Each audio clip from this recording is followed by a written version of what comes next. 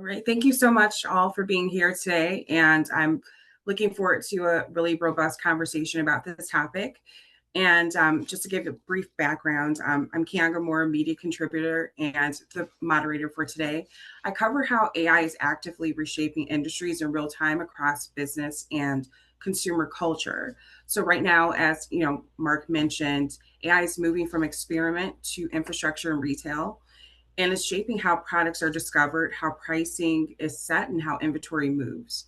And so, in some cases, how decisions are made. And so, most companies have access to it, and very few are actually set up to use it well. So, we're here to talk about what's changing inside retail, where companies are missing opportunities, and what it actually takes to keep up. So, let me just start with introducing our panelists today. We have Cheryl Yarborough. She's a VP of Partnerships at New Nexus Group. Her company works directly with brands and retailers focused on how partnerships and day-to-day businesses are shifting in real time. Thank you for joining us today. And next we have Eric Howerton. He is a co-founder and CGO of AdFury.ai, and his company builds AI native systems that help brands move faster and operate efficiently across the retail ecosystem. And our final panelist is Rob Gonda, CTO of Vendormint. And they focus more on data, infrastructure, and how companies structure decisions as AI becomes more operational. Thank you for joining us today. So let's start with what changed in the industry. What's different now inside retail compared to even a year ago, especially with AI moving into operations. Can I start with you, Eric? What are you seeing change the fastest right now? I mean, I think that probably the number one change is the velocity of change itself, right? Since we kicked off AdFury in October 24, I mean, we're an AI native company specifically focused on retail. And so we have what I would say a smaller world to look at. Those first few months that we were in the ball game was just absolutely maddening to try to understand which LLMs are coming out with which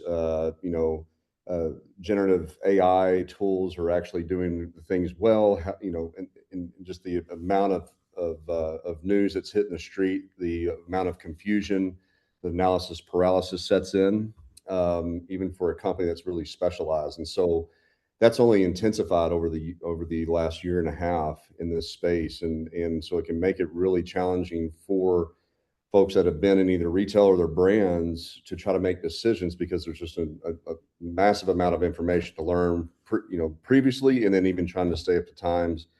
And then, along comes a lot of things that hit the top news about agentic commerce, about automation, all the types of things that can be fixed and solved. And we kind of get misled a little bit sometimes. Some things get overhyped, but what is overhyped, what isn't?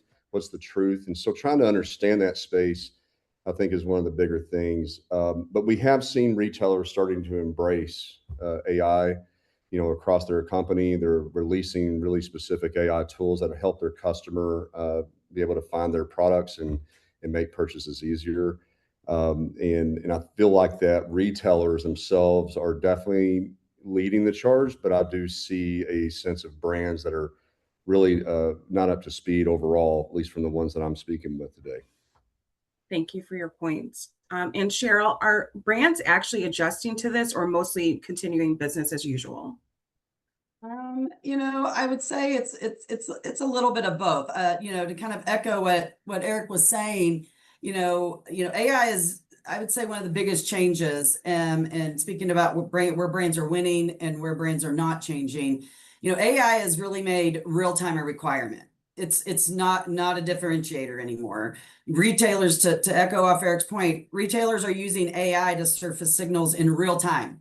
Things like velocity shifts, fill rate drops, pricing inconsistencies, demand changes. And, that information is in front of buyers immediately now. And I would say where brands are not shifting fast enough is most brands are still finding that information out weeks later.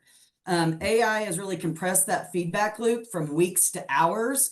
And that's both an opportunity and a warning for brands that are connected to those signals, both with the monitoring of them and then the teams that can actually respond and execute quickly are the ones that are staying visible and relevant. The ones that aren't are, being quietly deprioritized before a phone call even gets made. So supply chain disruption is now a constant. It's no longer an exception to the rule. And if we think about, Walmart has publicly spoken about how they're leveraging AI around rerouting logistics, around port disruptions in real time.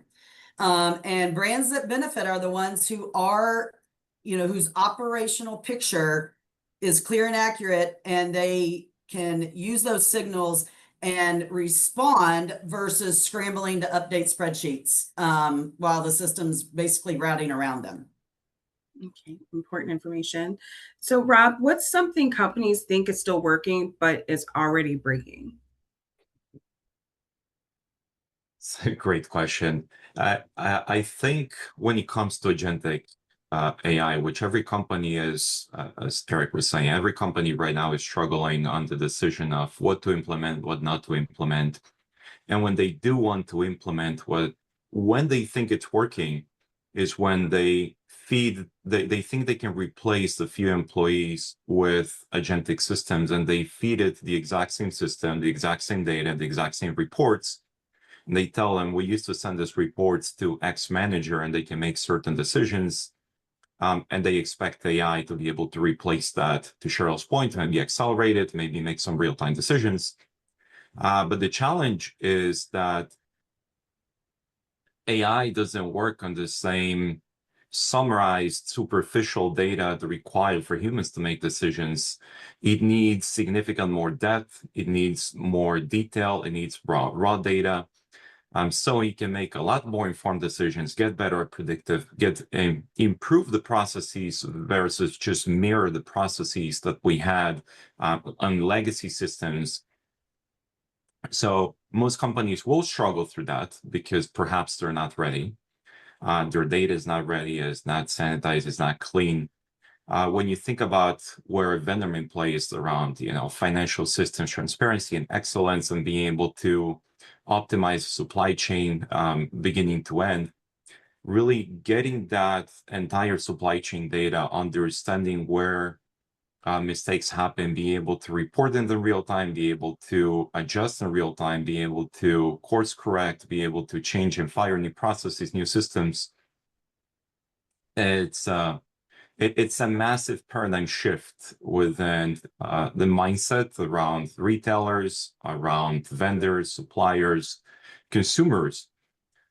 So to summarize, the question is, you cannot just take AI and apply it on a legacy system.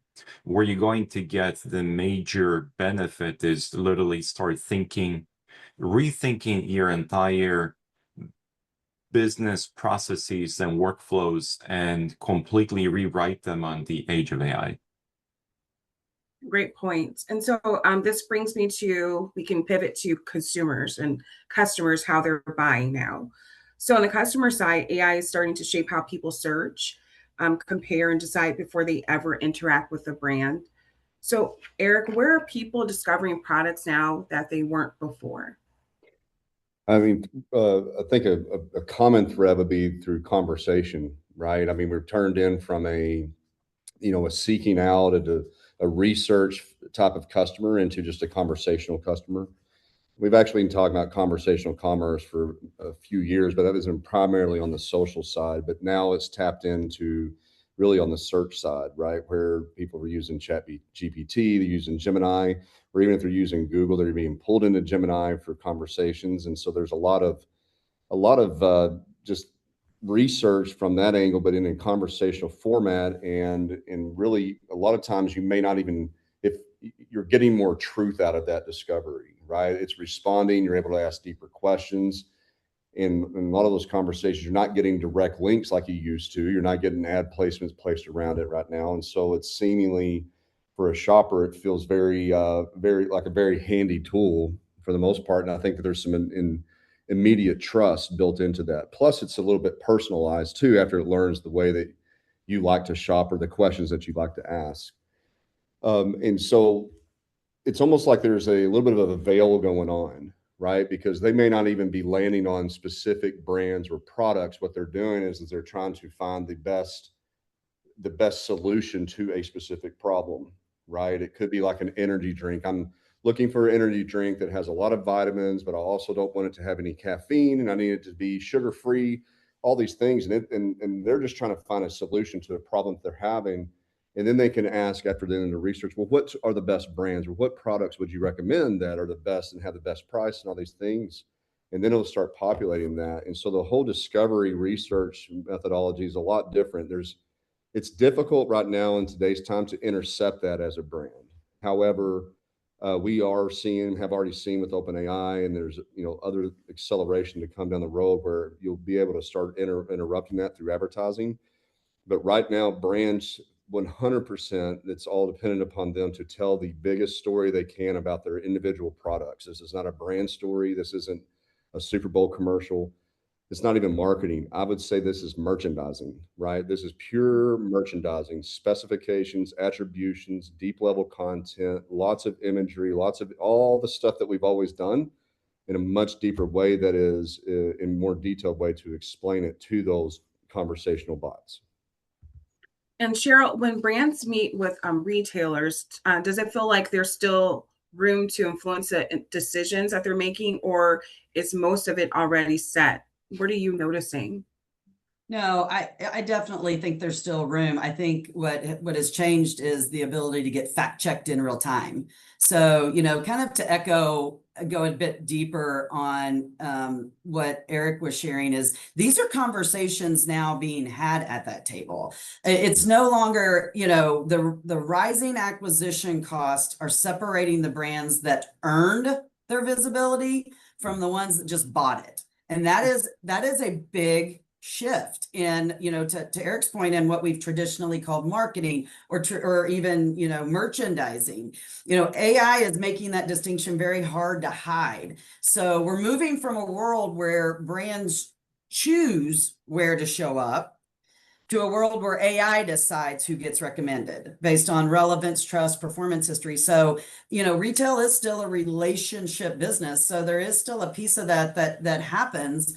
But, that change that I just spoke about changes how you think about every investment you make. And those investment conversations are being had, at that table. And so, retail media is, probably the clearest example of this. Retail media networks are increasingly allocating visibility based on performance signals, not just spend. And so a brand, what that means for how brands might show up differently than they would have before at that buyer table that you're asking about. A brand with a smaller budget but stronger velocity or better reviews, a genuine category story can outperform and have a reason to be versus a brand that's spending 3 times as much. And that's genuinely new to this traditional retail model that we've all kind of grown up in and been used to. And it's actually great news for emerging brands, emerging categories, who know how to play in it and are leveraging AI and or partners who are definitely skilled in how to leverage that to help them win. And Rob, how does this shift change how companies should think about marketing? There's a massive shift, and to be honest, King, it hasn't hit us yet. We're only at the infancy. And the shift, as Eric and Cheryl were saying, is that there's 2 things. One, there's a compression of the consumer purchase cycle from discovery to research to decision making, all happening within an instance where they're trying to discover new products, new brands, they're trying to research and validate, they're trying to go deeper, they're trying to fact check, they're trying to find reviews and feedback, and they're trying to make a decision within an instance. So that is a massive shift. The next one that hasn't hit us yet, but it's coming, is who makes the decision? Is the consumer still deciding? Is the consumer massively influenced? So at some point, is the consumer going to fully delegate that decision to their AI? And at that point, all marketing as we know it changes, because no longer you're trying to influence a consumer decision. Now you're trying to influence an algorithm decision. Now this comes in cycles. And to be honest, it's not the first time that these happen. Brands have massively changed how they invest on SEO because of algorithmic decisions on who shows up first in Google. Then they changed on App Store optimization to make sure that they show up first on the algorithms within Google stores and app stores. And now they have to change how they spend on AI algorithmic decision making, make sure that the algorithm decides to buy your brand versus a competitor.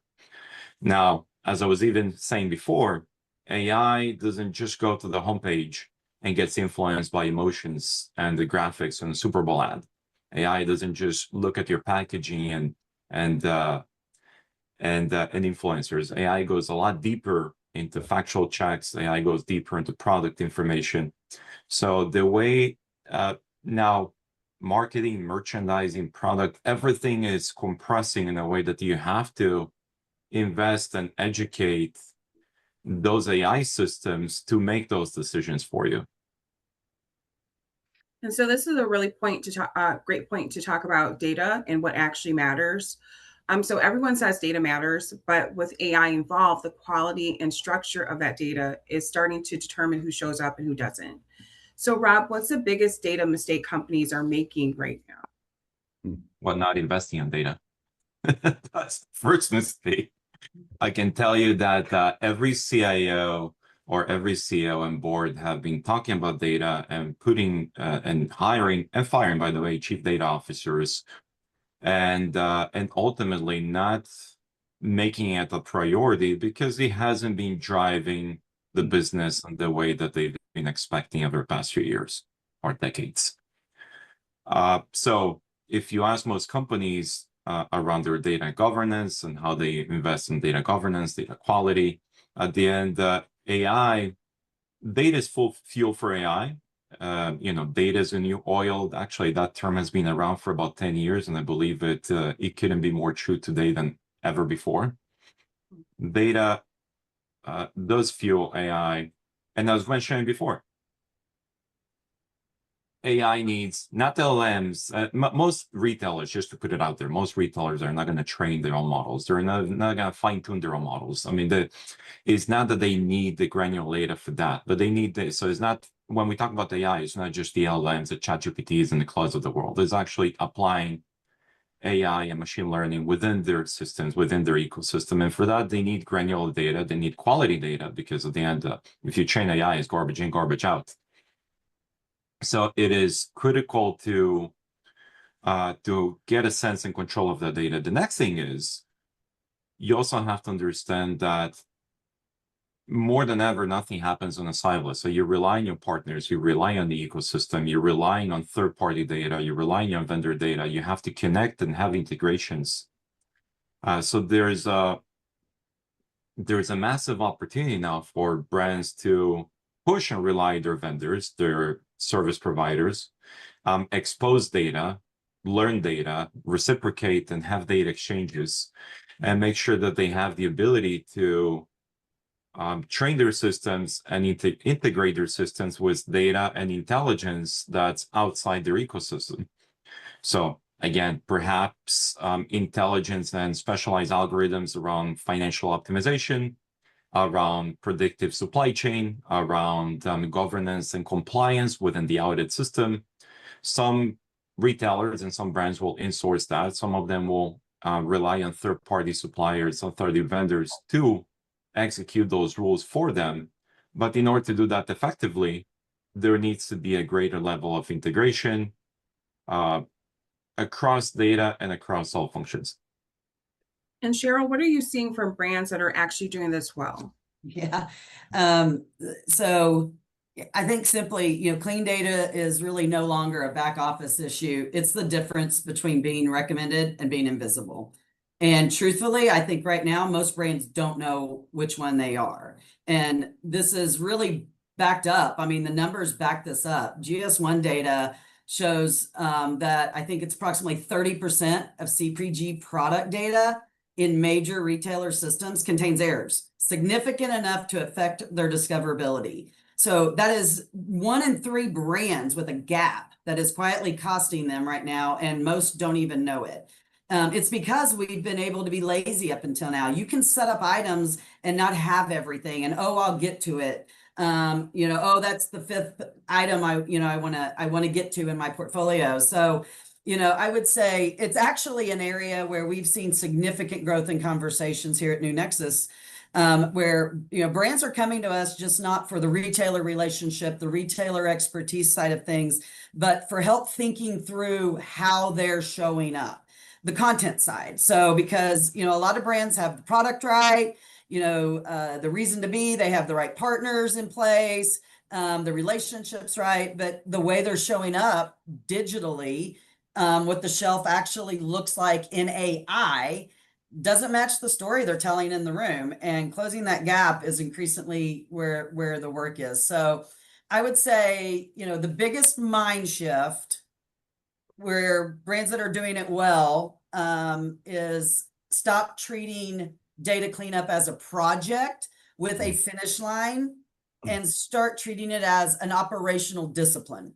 The same way you would treat food safety compliance, inventory management. This isn't a one-time fix. The brands that are winning right now are monitoring their data health continuously. Using AI is often an ability to do that, and catching problems before the buyers ever see them, which is one side of it, and allowing them to stop being invisible to these AI bots that are doing the discoverability.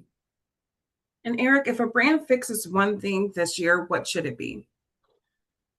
Well, that's a big question, because there's a lot of things. Yeah, maybe two. Okay, two I can live with. So I do think that, like, as what Rob and Cheryl have just been talking about, right?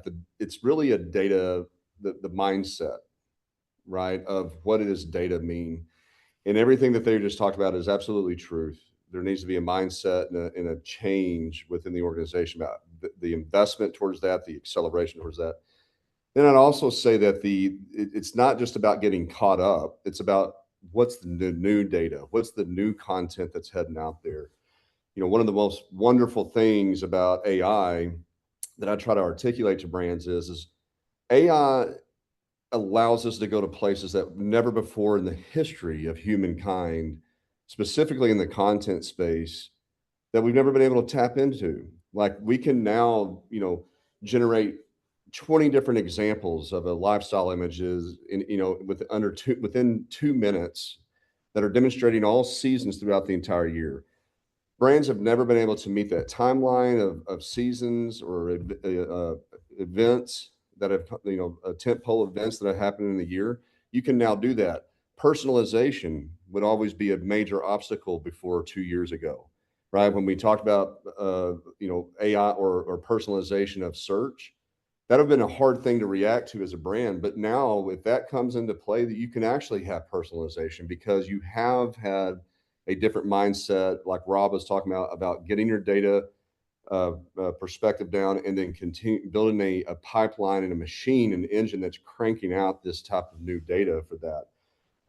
The other thing I'd say that would be the second big thing is in the world of AI, it's so imperative that brands think of it really in two ways. They think of it as intercompany and then external, what they're doing, right? Because the best analogy I can give is we can look back in the early past of websites.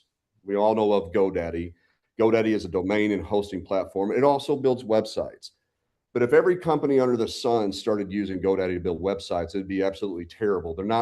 You want custom built, you want very specific things for your particular brand, for your particular voice, all that type of stuff. That's the same way it's coming. A brand should not think that I can get Claude subscription and have everybody in my company using Claude, and now all of a sudden I'm AI ready and I'm going to go out there and be competitive and win. That's not the way it works. There has to be specialized partners that are going super deep in the weeds, that have built agentic flows and have really been in the weeds of those things and those nook and crannies. That's how you lift it up. Brands have a lot of partners they work with today, micro agencies that help with either influencer campaigns or imagery or video. It's the same principle in AI. AI kind of replaces that in a sense, that where you have very specific fine-tuned AI partners plus an intercompany understanding and use of AI with data, that's the win of the year. A holistic approach is important. So let's talk about AI as a tool to a decision layer. So AI isn't just assisting anymore. It's starting to influence decisions across pricing, inventory, and operations. Eric, where is AI already making decisions inside retail today?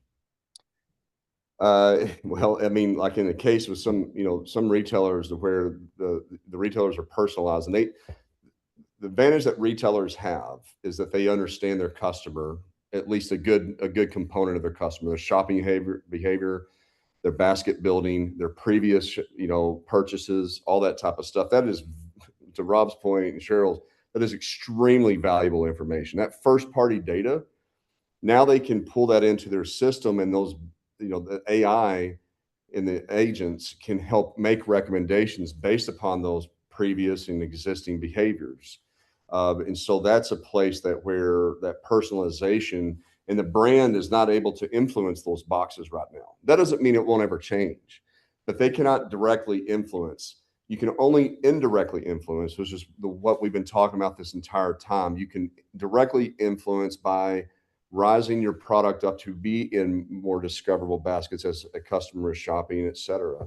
But the way that retailers have that advantage to leverage that, and that goes across the supply chain, that goes across the media component within their system, all those things are working together. I really do see some of the bigger retailers are really leading the charge in AI, but the distance between the retailers and the brands is very much widening at a very rapid pace. And I'm talking day by day, because where the opposite should be the case. Brands should be driving a lot of the AI innovation that's going on in commerce versus the retail right now. It's a vulnerable territory for brands right now.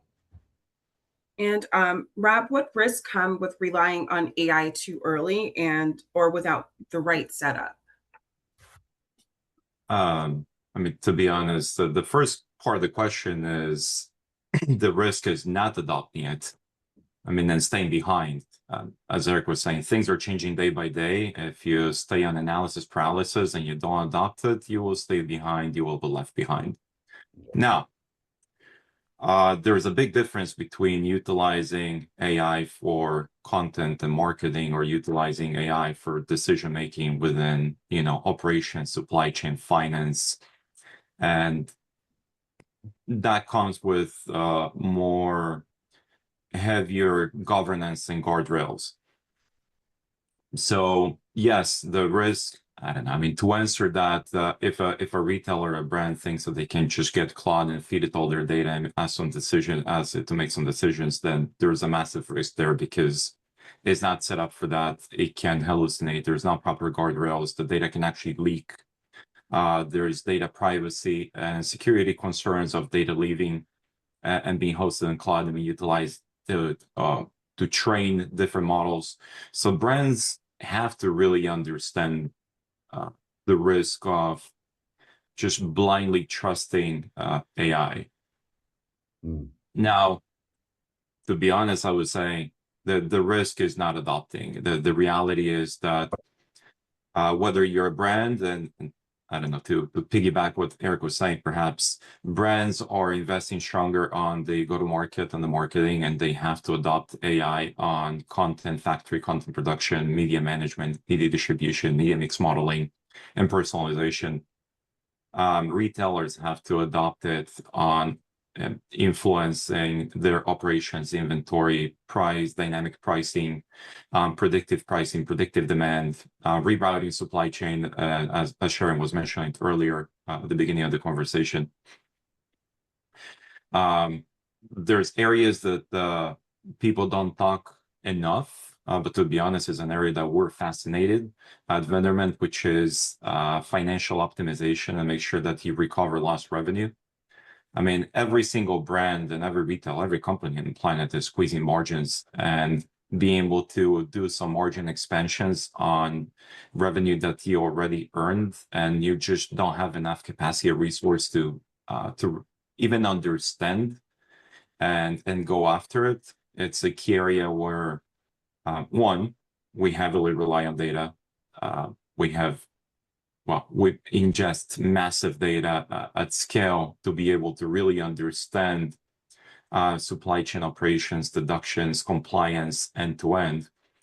But then understanding, teaching AI the rules around compliance with changes by retailers. I mean, Cheryl mentioned Walmart at the beginning, but there are 50 plus retailers that we work with, and really understanding that at scale is rather complex. Understanding business processes, and an interesting area where AI really helps is that retailers are not, let's call it, automating all these processes. They're still heavily driven by humans, and having agentic systems interact with people and vice versa, and having AI and people work on a grand ecosystem is going to be, well, the key operating mode for the next, I'll call it 18 to 24 months until some of these start getting replaced by fully automated systems. And Cheryl, how are brands reacting to AI being part of the decision-making process? Are they trusting or have apprehension? Yeah, I think it is definitely changing how we have traditionally thought about, going to market from a retail perspective, or getting ready for a merchant meeting, or something along those lines. For a long time in this industry, we've operated in silos. Trade was its own conversation, retail media was another, supply chain, content, operations, they were all separate lanes. And honestly, that worked because retailers were largely evaluating those things separately too. What AI has done is really collapse all of that simultaneously. And, the retailer systems are now looking across all of those things at once and doing it in real time. So, brands have had to adapt. So brands that have a great trade story, but a weak digital shelf, or strong content, but supply chain inconsistencies, those gaps are visible in a way that they just weren't before. So it's changing, so to kind of get to back to your, are they trusting it? Again, we go back to data, bad data in, bad data out, but in general, yes, we're trusting it, but it goes back to what Rob was just saying. There's still this human element to it that, we aren't just running all of that through there and then, siloing a Claude generated response. It's really causing a kind of an upskill across the entire organization, and just a different way of approaching the business. The brands that are navigating this well are the ones who have actually stopped thinking about functions within a company as separate conversations, and started treating their product story as the one thing, the center point that has to be, and then what do I need to do to make it consistent everywhere across my PDP, my retail media, my supply chain specs, my third party listings, all of it. And so, that really is kind of a building block to a key decision around creating long-term resilience in this ever-changing AI world. And so, okay, let's go to the last topic. So how moving fast versus waiting. So there's a clear split right now, companies building around the shift and companies waiting to see how things just play out. So Eric, what does speed matter? Why does speed matter now? Speed matters, I mean, for a multitude of reasons in the AI space. I mean, like I mentioned right at the beginning, the velocity of change just in AI and LLMs, and what's going on and all the things that are impacting is changing day by day. It's going to be very difficult to wait until something rises up, as if there's going to be some answer that's going to surface that everybody knows to use. It works perfectly. You plug it in, it's super easy. That's never going to happen. That's never going to happen in this space. There will be dominant players, dominant LLMs, et cetera. But you have to embrace and start using, and then at the same time be prepared to adapt and evolve when those changes do come. And I know that that's exhausting. It's really hard for professionals and brands and retailers to embrace change in general, and it always has been. But this new age of AI is requiring a new level of human evolution and change, and that's the biggest responsibility we have. The good news is that the AI and agents and agentic orchestration is going to make a lot of that. A lot of the things that we used to do or that are mundane for us to do, it's going to make those jobs easier. But we're going to have to replace that with a spirit of change within major organizations and small ones alike, that where we can adapt and evolve really quickly.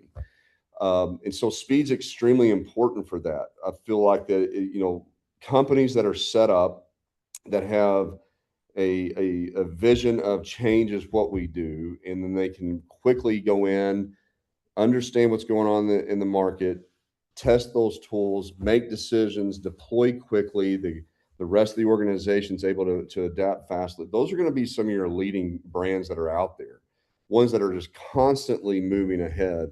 And so there's not a period of wait 2 months and let Claude and Gemini settle out before we make a decision.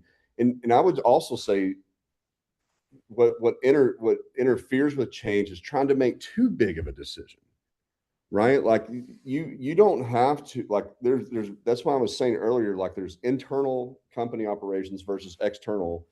You don't have to make a major decision whenever you're trying to find somebody that can help you with your your presentation at Walmart, right? In your merchant meeting, right? You go to find somebody that's using those principles and doing it really well and that are already in the weeds there, to partner with, so that you can accelerate with your partners as much as you're accelerating internally. That's the mentality of a winning brand in today's market. And Rob, what happens to companies that wait too long? Simple, they get left behind. I mean, every board of every company should be asking themselves, what do we have that company, a brand new startup with 2 guys in their garage with AI cannot replicate? And the reality is that they're in massive pressure because more and more new companies can come out of nowhere and start competing. To echo a little bit what Eric was saying, I mean, people hate change. I mean, the reality is that simple. You guys were saying there are some brands that adopt change and love change, embrace change. It doesn't exist. It's human nature that they will fight back. And 10 years ago, brands were built on resilience. Resilience means that you can withstand external change and get back to your original form. Today, they have to be built on adaptability. And most brands are not adaptable. They cannot withstand, they cannot embrace, they cannot bring in additional change from the outside. Now, funny enough, that's where AI is really good. And we haven't talked about this piece of AI, which is AI has this self-learning loop where AI will embrace change. And whenever something changes, he will adapt to change. He will learn that change and will start applying the change and not complain and do it faster than anybody else can. So the reality is that the sooner that companies can bring in this agentic loops and systems and start replacing some workflows, and the higher their chance of success will be. And Cheryl, where should brands lean on partners instead of trying to build everything themselves? I think we've hit on several areas there that make sense. So, I would probably start with understanding,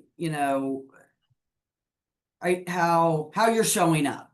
So, I mean, Eric gave some great examples there, like, leverage partners that are already demonstrating that they have an understanding of the space and how it specifically relates to what you're trying to accomplish. Whether it's how you show up for a merchant meeting, how you're showing up in search, how, so I mean, I think that there's a lot of different ways, but I don't think it's, a complete, I want to throw everything I've got out and start over. I think, pick a thing.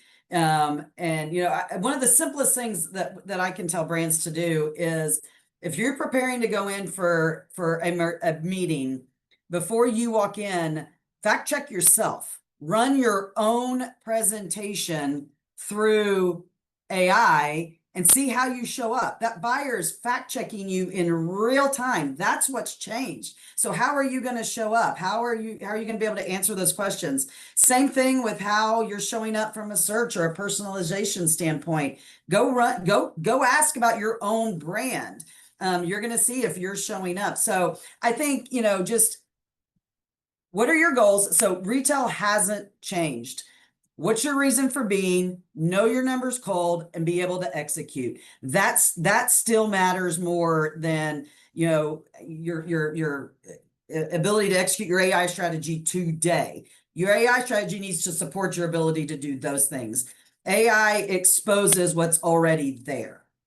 It doesn't create the gap. It exposes the gaps that are already there. So get the fundamentals right, and then leverage partners to help you fill the gaps that you don't have or don't have an answer for before you get left behind. Because I agree with Rob. Every day that you're not connecting the dots for that AI agent that's looking for you during search, you're becoming more and more invisible, and it's harder to build that back. Yeah, so what stands out for this conversation is how uneven this moment is. And some companies are already using AI to move faster and make decisions differently. So others are still trying to figure out how this all fits. So I'll go down the line, but what's one thing companies should focus on right now? Let's start with, Cheryl, since you were just talking. Again,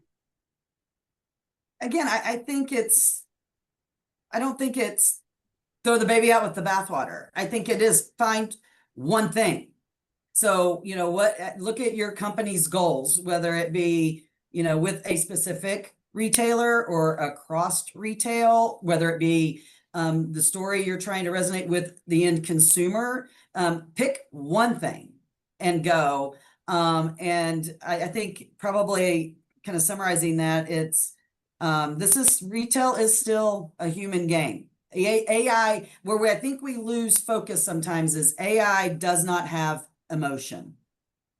So it doesn't have that yet anyway. And so, make sure that you're investing in the technology as well as the people, because to Eric's point, AI is going to replace some of the just daily tasks, which allows for a deeper level of relationship and, that human interaction and things like that. So if I were to say one thing, it's start. Don't keep delaying because you don't know where to start, and find the right partners. Find the right partners for the thing that's most important for you to solve right now. And Rob, same question. What do you think companies should focus on? Almost the same answer. I mean, you need to start now. You need to start with partners. Don't try to boil the ocean.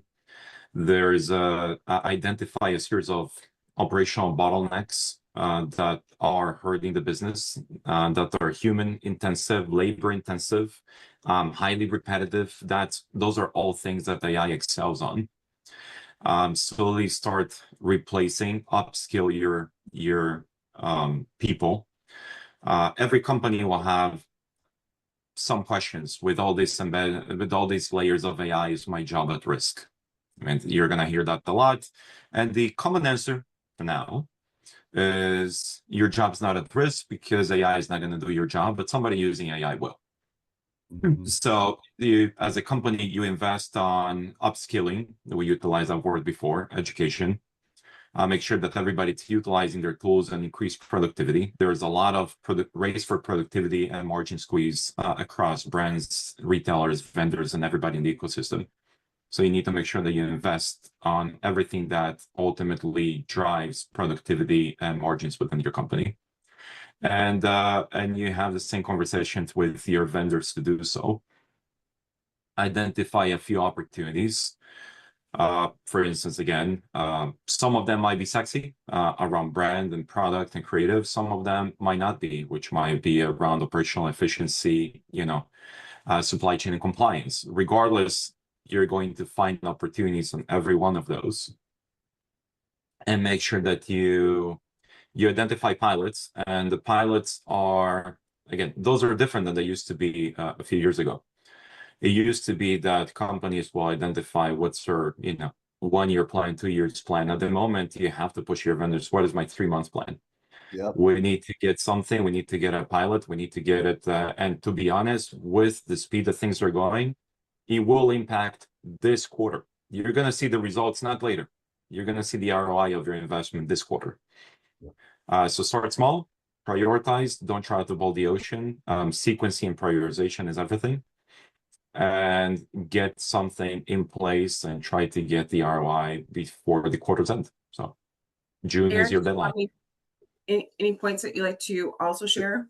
I agree 100%. The only thing I'd add is maybe a tactical approach for a brand would be hire somebody that their responsibility is watching the AI news, watching the retailer news, watching this, the entire ecosystem from an AI, understanding what the heck is going on. And then those folks are helping to discover these partners and to validate their usage of AI and what they're doing.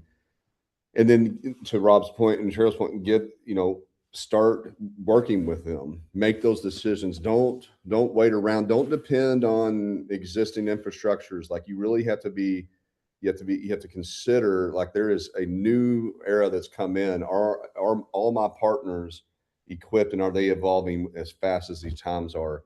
And you have somebody on your team that can understand and talk the talk of AI. They know what an orchestration is and what agentic is, and they understand these different these different situations, and they know that there's not one size fits all kind of scenario.